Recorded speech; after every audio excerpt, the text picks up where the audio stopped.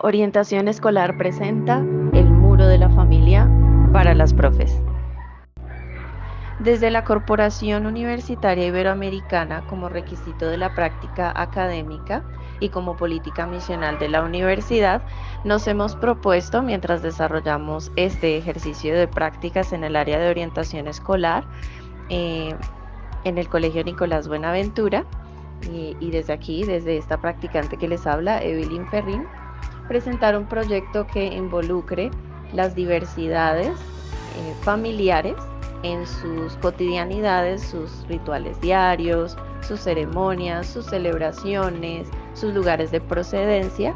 para que mientras los docentes y todos tenemos en cuenta estas prácticas cotidianas, podamos crear proyectos y estrategias personalizadas para el aprendizaje y el desarrollo de los estudiantes. Nos pareció importante relacionar con la enseñanza y el aprendizaje el clima, la comunicación, el afecto y el ejercicio de autonomía que se desenvuelven durante la crianza familiar. Esto es, y consideramos la crianza como una forma de cuidado, pero también de desarrollo personal de cada uno de los estudiantes. Los niños ven y recrean desde el mismo momento en que empiezan a crear hábitos cotidianos de la vida diaria, como levantarse, cepillarse los dientes, desayunar, entender cuáles son los horarios para cada una de las comidas, saludar, despedirse de la familia, sentarse a cenar y dialogar, hacer celebraciones de las etapas más esenciales e importantes de la vida. Todas estas ceremonias y rituales llevan y conllevan a que cada una de las identidades de los estudiantes se formen y asimismo su método de aprendizaje. Por ejemplo, si en la familia se usan métodos disciplinarios estrictos que conllevan a pensar la justicia como en la recompensa, es decir, si se le otorgan recompensas al niño por portarse bien, asimismo él exigirá o será su método, su forma de enseñanza o de aprendizaje en la institución académica. Si es a través del diálogo en la familia en que aprende a comunicarse, asimismo deberíamos adaptar nuestras formas a nuestras estrategias de enseñanza.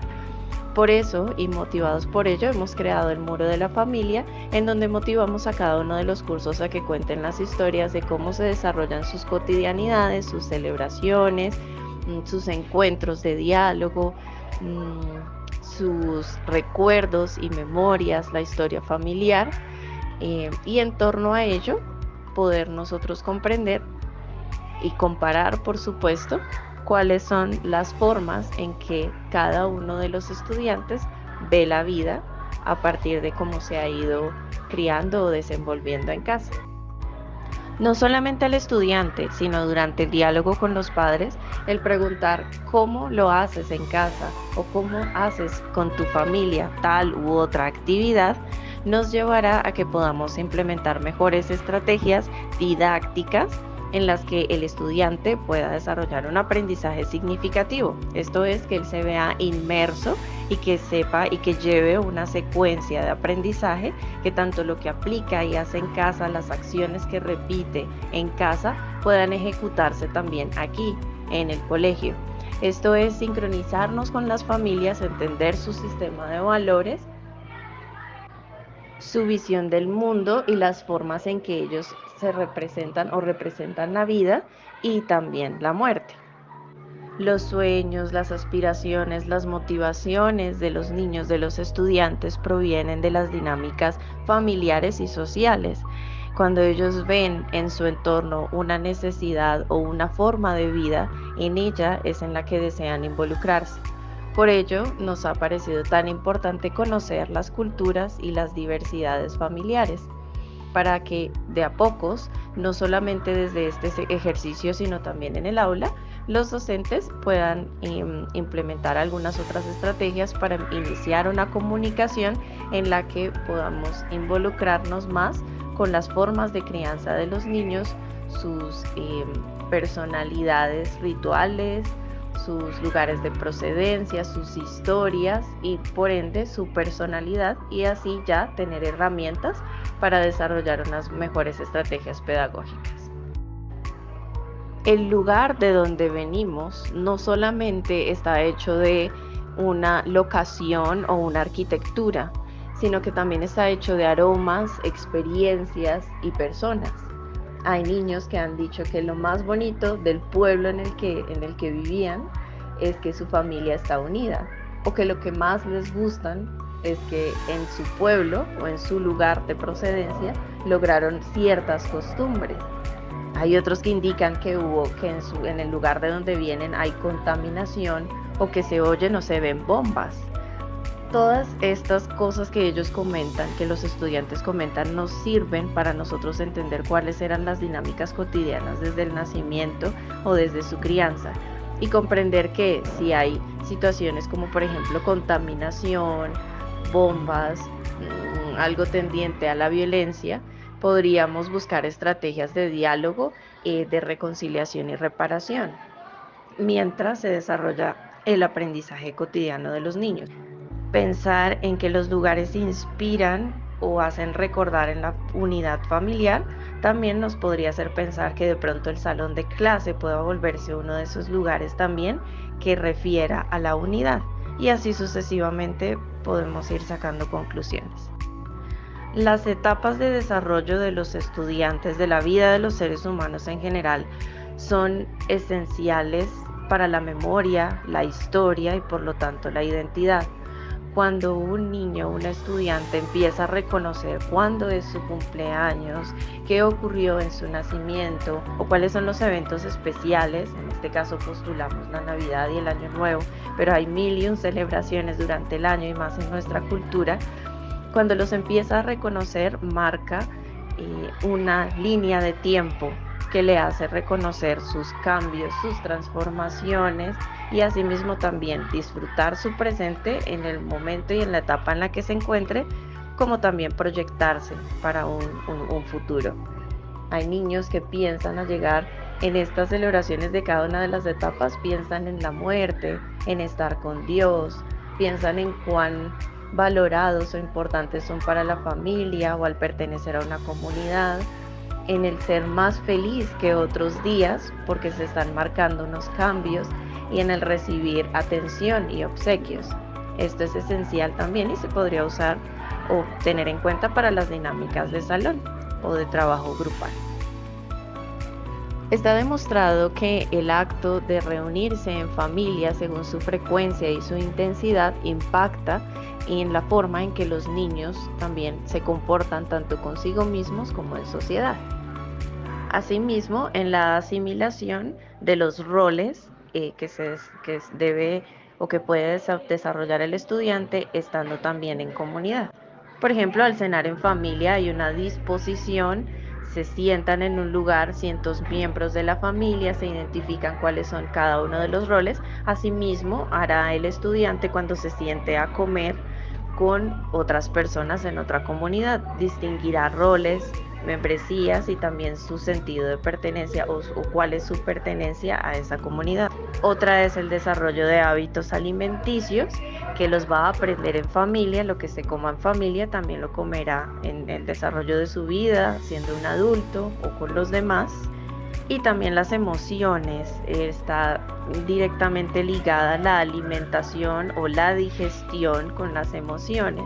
como tal vez podemos reconocerlo. Si se alimenta bien, un niño, su emocionalidad estará completamente sana. En ese caso, entonces, al descubrir que hay una satisfacción durante la cena familiar, cada vez que vaya a cenar o a comer o a disfrutar de un momento de esparcimiento con otras comunidades o con otros individuos, va a intentar estar lo más a gusto posible, claro, si lo estuvo en familia. Los acentos, la forma como nos dirigimos el uno al otro en familia, en medio de los disgustos o de la felicidad, de la tristeza o de la celebración, influyen también en esta imitación a la que el niño accede para comportarse en otros ambientes. De la misma forma en que salude o reciba el saludo de su padre cuando lleguen las noches después de trabajar, asimismo irá y hará con una figura de autoridad en otros ambientes. La forma en que se comporte con sus hermanos, cómo hablen y dialoguen, si se respetan o irrespetan, si hay apodos, estereotipos, estas mismas cosas las aplicará también en otros ambientes. Por ejemplo, encontramos también muy buenas palabras o palabras muy positivas de las cartas de los padres a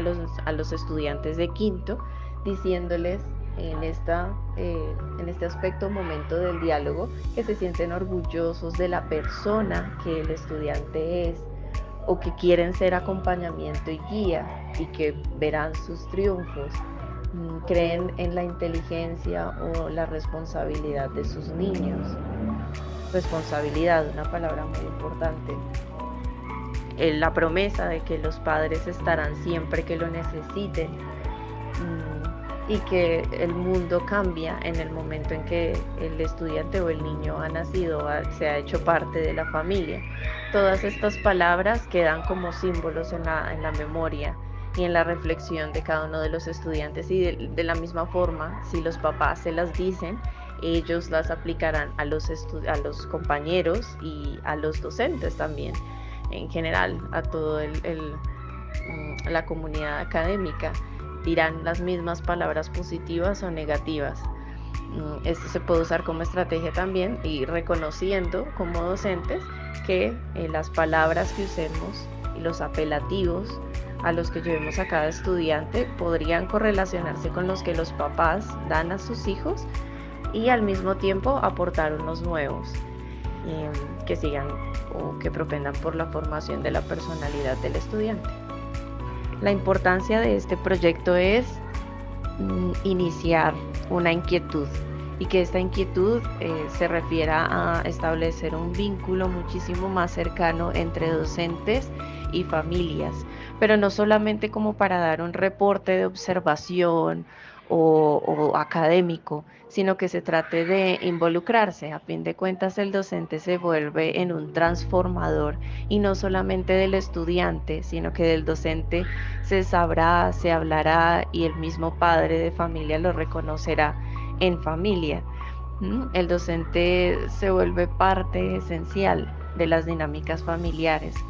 Mientras se establece una comunicación, se habla de las tareas que se tienen para el día siguiente, de los formularios que se tienen que llenar para las inscripciones y matrículas. Todos los diálogos generan vínculos. Y la invitación aquí es que a involucrarnos desde la comunidad educativa, a dialogar con los padres, de nuevo, no solamente de los aspectos académicos, sino también de las formas en que ellos ven el mundo y en que están educando a sus hijos en cómo ver el mundo, para nosotros poder ser una parte tal vez mediadora, pero que pueda aportar a las pautas que ya existen de crianza, ayudar a encaminar algunas otras, y brindar siempre lo mejor de nosotros. Que el docente siga siendo investigador de qué significan estas diversidades culturales en las familias, y pues también que pueda ser creativo para desarrollar estrategias y dinámicas pedagógicas cada vez más familiares para los estudiantes.